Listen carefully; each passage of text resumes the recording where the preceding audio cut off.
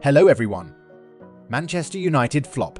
Antony scored just a single goal in the Premier League last year and is yet to net or create a goal this season, having made 22 appearances in all competitions.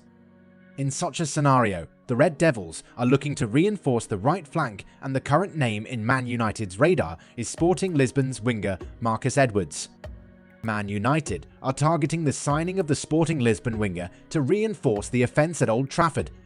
The news source have mentioned that Ineos, who recently became part owners of the club, believe the 25-year-old would be a decent player to strengthen the position, with Antony in horrible form this season. It is reported that Man United are confident that the signing of Edwards can be sealed for a fee of £30 million, if not now then in the summer.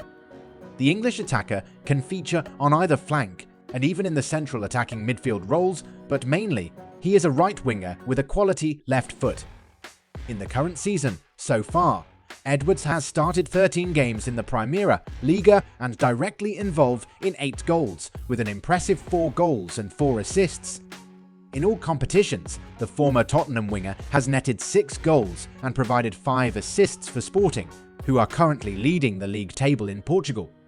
Keeping in view the terrible form of Antony, in all fairness, Man United must splash the cash to sign a right winger before the transfer window shuts next week.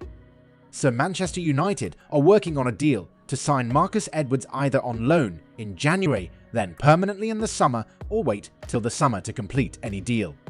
Talks are ongoing between both clubs and a deal could happen. Will Manchester United succeed in securing the services of Marcus Edwrads? Only time will tell. Stay tuned for more updates on this exciting transfer saga. Don't forget to like, share, and subscribe for the latest transfer news and updates here on our YouTube channel.